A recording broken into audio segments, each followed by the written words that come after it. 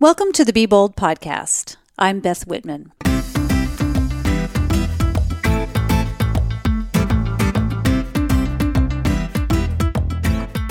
I'm taking another break from my usual conversations with amazing women to talk about my recent experience with running the Jack and Jill Downhill Marathon. That was on July 29th. And I'm also going to talk about what I went through in the lead up to that race. And I actually think that the lead up to the race is maybe just a little bit more interesting than the race itself. This was my 11th marathon in about 2.5 years. And except for the Quadzilla, where I ran 4 marathons in 4 days, my times have pretty consistently gotten faster, which is great. I get older, my times get faster. I like that. That's exactly what I was hoping for with the Jack and Jill Downhill Marathon. I mean, that sounds pretty easy, right? Downhill? But in truth, it did not feel downhill.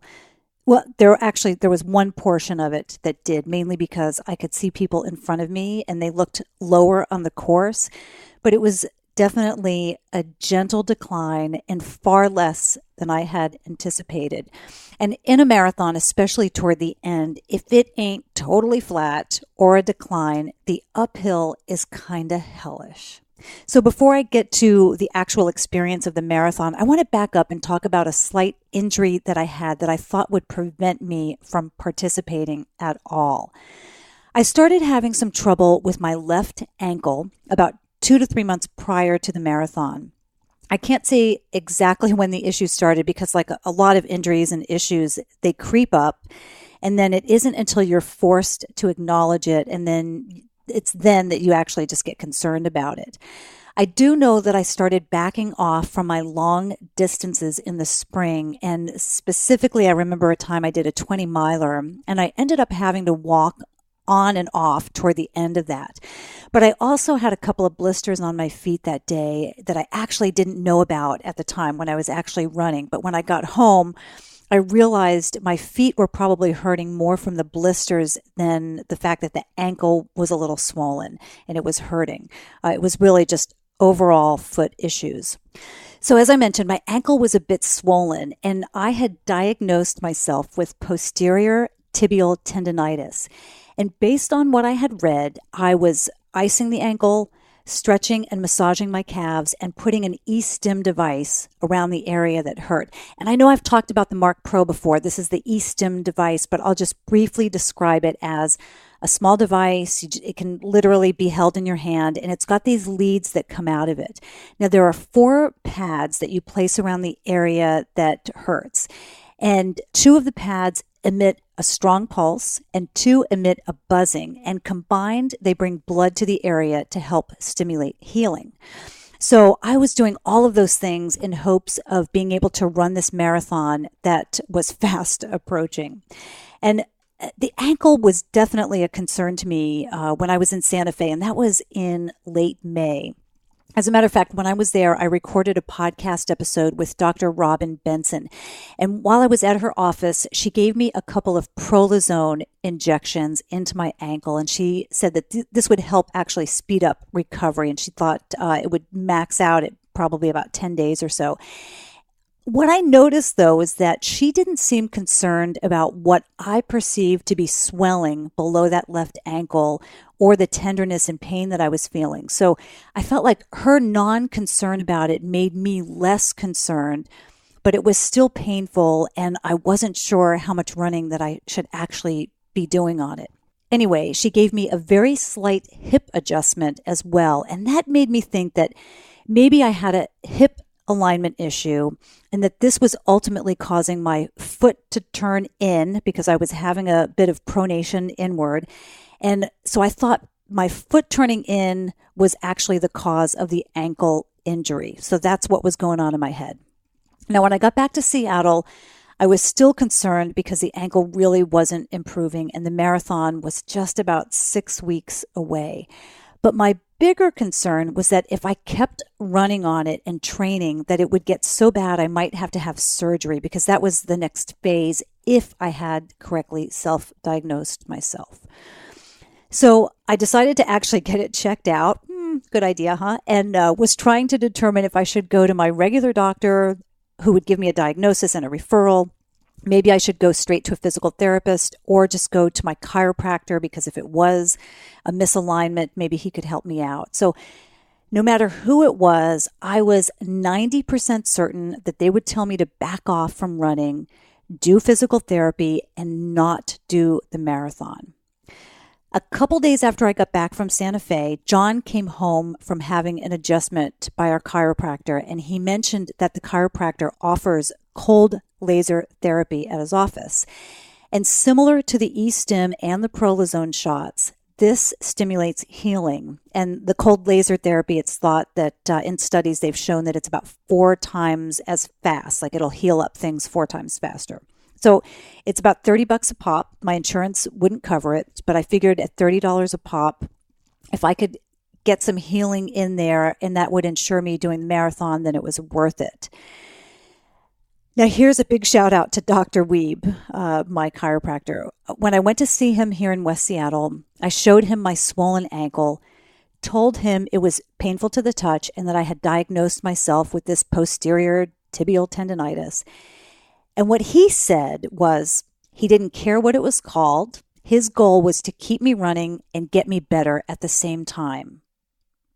Imagine that. I couldn't believe it. I swear I could have hugged him just because I couldn't believe that those were the words coming out of his mouth. What he did was he checked my alignment, said everything was good. Actually, he said I was better than most runners. So there was no need for an adjustment. But he did start me on this cold laser therapy. So what is that? What is CLT, cold laser therapy? It's pretty easy. It's basically pointing a red laser using a small handheld device onto the injured area. And what I would do is push a button for it to start, and I would let it sit for about a minute at a time in one spot and then move it around to another spot on the ankle. And I'd do that for about 12 minutes, and that was it. It didn't feel like anything was happening. I was just sitting there. I went twice a week for 2 weeks and then once a week for a couple more weeks. And I have to say, I felt improvement after the second treatment. I started noticing specifically that as I came down the stairs, which I was doing on the ball of my left foot previously because it was hard for me to kind of stretch out my foot and place it all the way down. After that second treatment, I was starting to be able to sit my foot flat on the step. And then what I noticed when I ran, I could tell that there was less pain than before and that my foot started to straighten out. It wasn't pronating inward like it was. It wasn't just wasn't turning in. It's really bizarre to me that something that didn't feel like it was doing anything, the cold laser therapy, that it had such an impact, but really it appeared to be working. And really, I almost wonder if it was Dr. Wiebe's words that he wasn't concerned or that he just wanted to make sure I was still running, that was the most helpful part of the healing. If he had said I needed to back off or risk further injury, which is exactly what I was expecting him to say, I don't know, maybe it would have continued to hurt, but he just gave me like positive words and wanted me to keep running. Anyway, in about a week's time, I went from 90% sure that I wasn't going to run the marathon to 100% sure that I would run it. Now, do I think that the cold laser therapy was what fixed the injury? I don't, but I realize that it was an important component. When I told Dr. Wiebe's assistant, Savannah, how much better I felt after that second treatment, she said, well, I was doing all the right things. So I took that as her knowing that this wasn't a cure-all, but just one piece of it. So it was helping along all those other things that I was doing. Now, this was a really kind of an epiphany for me, that it wasn't one thing that healed the injury, but throwing multiple things at it at once, which that's what did the trick. Now, we, and I specifically mean Americans, we are so accustomed to wanting to find the one solution to fix a problem that we don't realize or understand that we are holistic beings that require a multifaceted approach. It's not one magical pill that you hear about in a TV ad that's going to fix an ailment. That pill might mask a symptom that allows you to feel temporarily better, But we have to start looking at our health with a much broader perspective and consider the many things that affect us and that help us heal, really. For my ankle, it wasn't the fact that I was stretching or foam rolling or icing or running less or getting prolozone shots or massaging my calves or getting cold laser therapy. It was the fact that I was stretching and foam rolling and icing and running less and getting prolozone shots and massaging my calves and getting cold laser therapy. See where I'm going with this? So by the time it was several weeks prior to the marathon, I felt like I was totally good to go. Now, as far as the marathon goes, my goal was to have a time that qualified me for the Boston Marathon, which for my age group, and that's 52 for those of you counting, is under 4 hours. Now, many of you already know, because you've heard me talk about it before, that it's not good enough to just have a qualifying time. I did that last year with a time of 3 hours, 59 minutes, and 14 seconds. And I talk about that in episode number 15. Having a qualifying time only gives you the honor of being able to register for the Boston Marathon. You then have to have a fast enough time to beat out others in your age group. Now, as an example, the 2018 qualifying time for my age group gave me the privilege of registering, and that's because I was under 4 hours. But in order to actually get in, a person would have needed to run 3 hours, 56 minutes, and 37 seconds or less because there were so many qualifiers. So I didn't get in last year because I was off by just a couple of minutes. Now, running the Jack and Jill downhill, I had hoped to shave off those few minutes to have a better chance of actually getting in. But even then, the qualifying time for next year would be different than last year. It might be slower or it might be faster time that I would need. And there's no telling in advance because, again, it just depends on other people's times and how many people in my age group register. There are a number of races that use this same course, but this was the only one I could fit into my travel schedule. And, really, it was not ideal because it was in the middle of the summer. And the start is in the mountains. Specifically, it's at Snoqualmie Pass. So I knew it would be cool-ish. It wouldn't be terrible being in the middle of the summer. And part of it's under tree cover as well, so it's not so bad. But I don't think anyone could have predicted that temperatures were going to be in the 90s at the finish. So we've just been having this crazy hot streak. So by the finish, it was maybe not in the 90s, but it was high 80s, I'm sure. So yeah, I was concerned about the heat. But I planned to wear my running vest with water and Nuun electrolytes, and I had enough goo gels and jelly beans to stay fueled throughout the marathon. And I know, terrible diet for somebody who's so health conscious, but for these long distances, I have to rely on sugars and carbs that will get into my system fast. So those goo gels and jelly beans, do the trick. So the course is crushed gravel and packed dirt, not the usual road race that I'm used to, but it wasn't trail running by any stretch because I haven't done any trail running. And about a half a mile in, we entered an old train tunnel that was pitch black, and it goes on for about 2.5 miles. And luckily, I had run this a few weeks prior just to kind of test it out. I was alone on that one. It was pretty scary, but with the group and everyone's headlamps and flashlights, it was easy to get through, and I did it at a pretty good pace. Now, when I ran it the first time by myself, I was slow, and it was because I was unfamiliar with it, and I was a little bit nervous about it. It was so dark. So for the marathon, I knew I wanted to run it just a bit faster than my usual pace so I could get a bit of a jump on my time and just make sure that I wasn't slowed down by the tunnel. And I think that was pretty good strategy. But I have to admit that as I started out on the run, I did not want to be there, like at all. I found myself having this dialogue in my head about it not being my day to run. My legs felt heavy and I was just not in a good frame of mind. It was really weird. I started out in a good mood, but once I got started, I just didn't want to be there. And it was a 6:30 start. And even in those first few miles, I was already sweating. And even in the tunnel, which was about 10 degrees cooler than outside, I still was just getting really hot. And it could be just because there was no airflow in there. And once I got through the tunnel, even though it was warmer outside, it just felt better. But during those first few miles, I found myself saying things like to myself, you don't really have to do this. No one would care if you quit. This isn't your day. You could stop at any point and just tell people that it was too hot. So this is going on in my head. But I kept going and I tried to keep pace with the pace runner. Now, for those not familiar with what a pace runner is, this is a person who runs at a specific pace in order to get you to the finish line at a specific time. And a pace runner will hold up a placard and run with that placard with the time on it. And my goal was to finish at about 3:56, so I was following the 3:55 pacer. My GPS was definitely off because of the tunnel, but it might have also been a bit off with the tree cover. And I found it telling me that I was running at an 8:30 pace. That's too fast for me. I really should have been closer to 9 minutes, a 9-minute pace.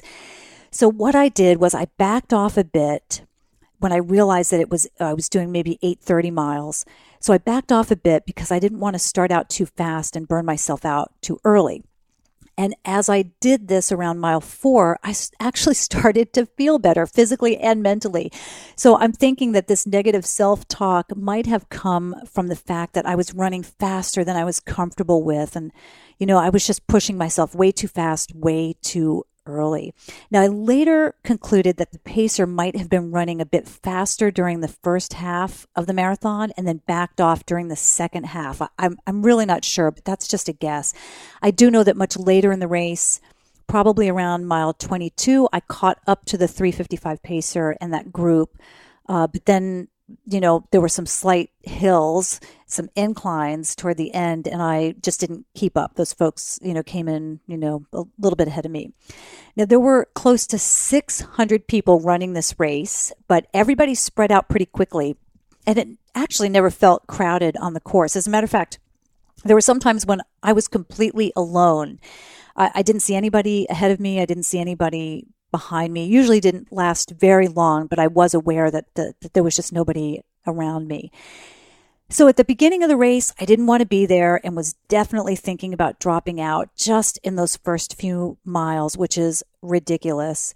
During the middle of the race, I managed to just plug along and I felt pretty good. And then at the end of the race, of course, I really had to do a lot of self-talk again to keep myself going. Because by that time, you're tired, you're thirsty, your body is just drained, your legs are tired, but you just have to keep pushing.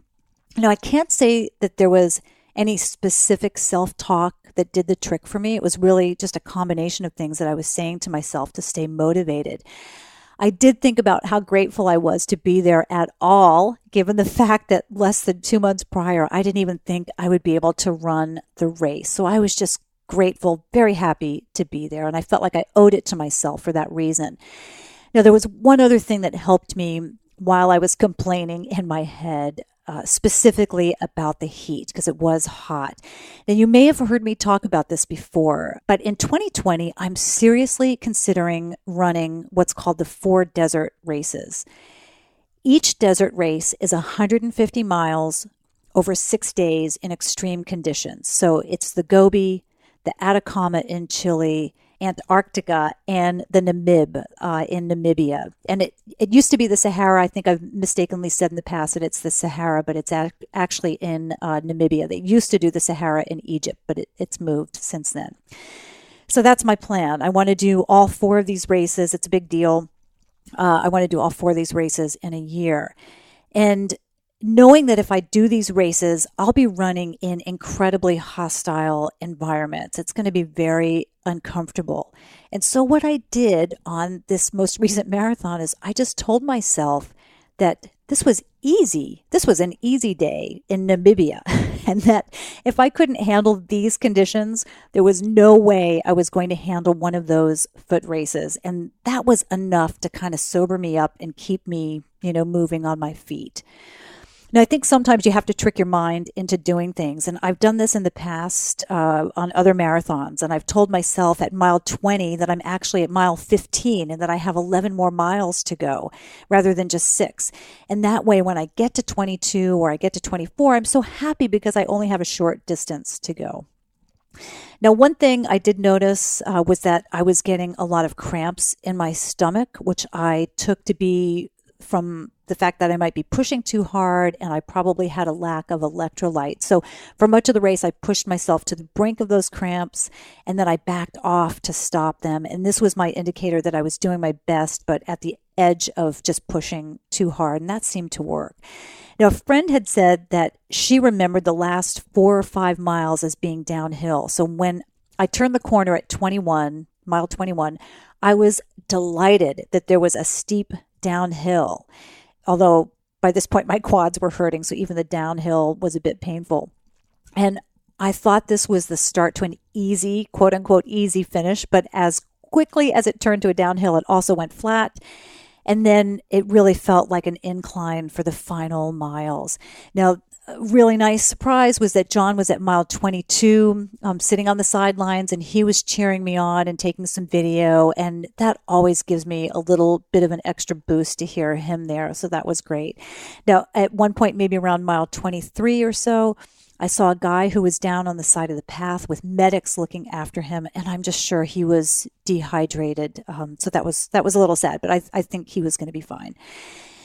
Now, I knew that one of the biggest factors of having a good attitude was staying properly fueled. So I continued eating my GU gels, even though I didn't want them. My general rule of thumb is to eat one of these every 3 miles. By mile 16, I was getting so sick of them, but I forced myself at mile 19 and 22 to take in another one at each of those mile markers. Because if I didn't, I knew I'd completely bonk and never make it to the end. So I should have probably had another one at 24, but I just couldn't bring myself to do it. Instead, what I did was I swung by one of the water stations, and I usually don't rely on the water stations because they can get crowded. But what I did was I stopped at a water station. I dumped 1 cup of water on my back to cool off, and I took some sips from another cup. And that seemed to help. Now, going into that last mile, people were starting to line up along the route. So I knew I was getting close, and that always helps with the energy level and just giving me one final boost. And then I could see the finish line. So I pushed as hard as I could in that last section, knowing that my getting into Boston could be determined merely by seconds. I was exhausted as I came across the finish line, and all I did was I just found the nearest shady spot in the grass and I just sat down. Now, honestly, I couldn't believe that I had crossed the finish line, given that I had been considering dropping out within those first few miles. And also I had no pain in my ankle after all that, which was just crazy. Now, for the first few days after the marathon, I had sore quads and I was hobbling up and down the stairs. And that's really unusual for me. I usually don't have so much pain, but really it told me that the course was probably more downhill than I thought it was. And I took a few days off from running. Then I did a 3-mile run 4 days after the marathon, and my quad still hurt, but it felt good to be out and about. And then by day 5, I was all good again and just regularly running. Now, I should note that I'm off to Papua New Guinea in a couple of days, and I will be gone for a couple of weeks. And other than maybe once or twice on a treadmill, I won't be able to run at all while I'm there. So I'm taking every opportunity that I can to run before I leave on that trip. Another thing that I'll mention too is that what I realized was that the pain in my ankle, I was actually turning my foot in to avoid the pain in the ankle. So it wasn't that the pain in the ankle was caused by my foot. It was just my response to that pain. So now I feel like I'm just running straight. My left foot is just straight, and I'm not having any issues with that. And I thought that was pretty interesting, something to learn about myself there. So now, would I do the Jack and Jill downhill marathon again?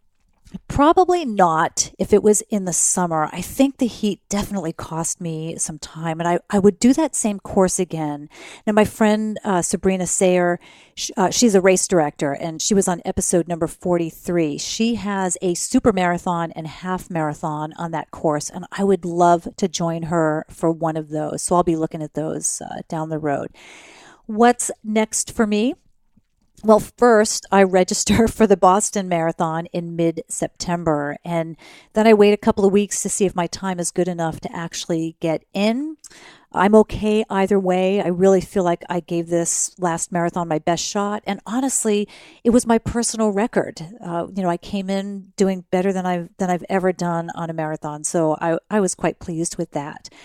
Let's see, what else is coming up? I've registered for what's called the Epic 5 Ultra. It's 5 ultra marathons. These are 50K marathons, or about 31 miles, over 5 days on 5 Hawaiian islands. And it's unclear whether I'll be accepted into this event as they take a limited number of runners. But if I do get into that, I'll be running that in September 2019. Then in 2020, I am very serious about running the 4 deserts, which I talked about earlier. It's not even possible to register for that series right now, so anything could happen between now and then. But right now, that's where some of my mental energy is going and my running motivation is coming from. Okay, that's it for my race report. I hope you enjoyed that. As I mentioned, I'm off to Papua New Guinea in a couple of days. I have a podcast or two lined up to go live while I'm away so that you won't miss me. If you are new to the podcast, even if you aren't new, make sure you're subscribed. When you do so, it helps give the podcast more visibility in whatever podcast service you're using. Also, please help me spread the word about the podcast and tell your friends and family about this episode or any other episode that's captured your attention. I'm always on the lookout for new podcast guests. If you know of anyone or you yourself would be a good fit, simply fill out the guest submission form on the BeBoldPodcast.com website. I've had some really interesting folks fill that out, and they are literally located around the world, and I'm just hoping that I get to meet up with them at some point. I only record in person, and I often record in Seattle, but as you know, I travel a lot, and that gives me the chance to meet up with people on the road. For show notes, check out the BeBoldPodcast.com website for each episode and sign up for email alerts each time a new episode comes out. You can connect with me by friending me on Facebook, and I'm WonderGal on Instagram. You can find out more about me by visiting wanderlustandlipstick.com. Sign up for my newsletter on the Wanderlust and Lipstick site, and you'll receive a series of tips for making your travels safer. I often have giveaways for registering. Sometimes, the most recently, if you sent in a travel tip, you got registered to win an Eagle Creek carry-on bag that was valued at about $160. So that was quite nice for that winner. You can find out about the tours I lead, including next year's trip to Papua New Guinea at wandertours.com. And ladies, don't forget to join the Be Bold Facebook group at facebook.com/groups/BeBoldGroup. You're going to love the positivity, the encouragement, and the support from that amazing community. We have over 2,600 ladies in that group, and I just love it. There's a lot of support going on there and a great sharing of information. Thanks for joining me for another episode of the Be Bold podcast. And until next time, be bold.